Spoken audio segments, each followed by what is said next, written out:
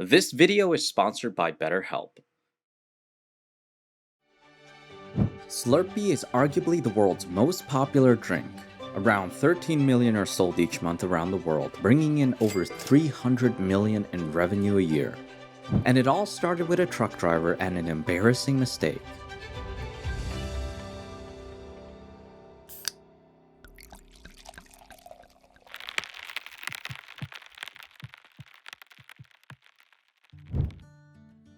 Omar Nedlick was born in 1916 to a poor farming family with 6 children in Barnes, Kansas. He grew up as a typical farm boy, always tinkering with machines. As a young adult, Omar worked as an ice cream truck driver in Lynn, Missouri, and became passionate about making frozen treats. After serving in World War II, he used his military pay to run his own venture by purchasing an ice cream shop in Belleville, Kansas. Eventually, Omar earned enough money to open more ice cream shops, allowing him to finally experience some success. However, he wasn't so lucky when he tried his hand at other ventures. After investing in a series of hotels that didn't turn a profit, Omar lost so much money that he had to dip into his savings. Because of his familiarity with frozen treats, he scraped up the last of what he put aside to buy a rundown Dairy Queen in Coffeyville, Kansas.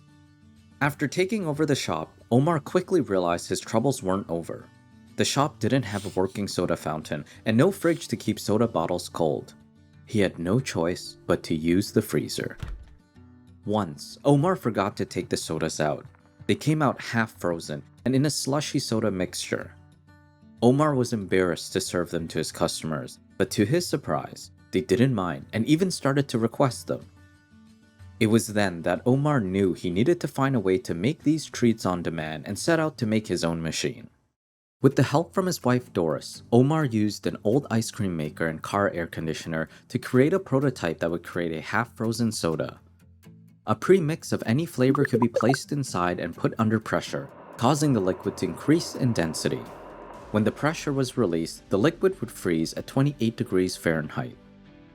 After 5 years of trial and error, Omar had finally perfected his prototype and filed a patent. He then began to advertise his slushy sodas as the coldest drinks in town and offered them in 4 flavors: cola, root beer, Dr. Pepper, and orange soda. Enjoying the video so far? Be sure to subscribe to Hook and ring the bell to stay up to date with news stories about today's most successful brands. One day, a salesman named Dean Sperry stopped by Omar's Dairy Queen to deliver ice cream mixes. There, he discovered Omar's slushy soda machine for the first time. Dean was so fascinated and saw it as a promising venture that he asked Omar if he could become business partners. Omar agreed, and the two began to look for a manufacturer in hopes of mass producing and selling the machine. To both Omar and Dean's surprise, finding a manufacturer was easier said than done.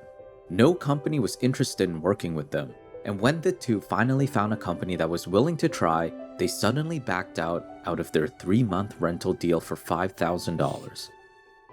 It was then that Omar and Dean decided to seek help from a company called John E. Mitchell, a cotton cleaning equipment manufacturer that had recently pivoted into replacement car air conditioners, which was what Omar used for his first prototype. Like Dean, John E. Mitchell saw slushy sodas as a promising venture and agreed to manufacture the machine. Unbeknownst to the 3 of them, it marked the start of something that Omar would never get the chance to see. Before we get into the next part of the story, we would like to quickly thank our sponsor, BetterHelp. BetterHelp is the world's largest therapy platform, making professional therapy accessible, affordable, and convenient, so anyone who struggles with life's challenges can get help anytime and anywhere, securely online. BetterHelp works by accessing your needs and what areas you want to focus on, such as stress or anxiety, fears or phobias, or the loss of a loved one. Afterward, BetterHelp will match you with your own licensed therapist that specializes in your focus areas.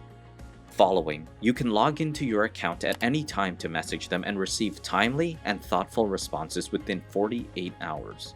Plus, you can schedule weekly video or phone sessions so you won't ever have to sit in a waiting room.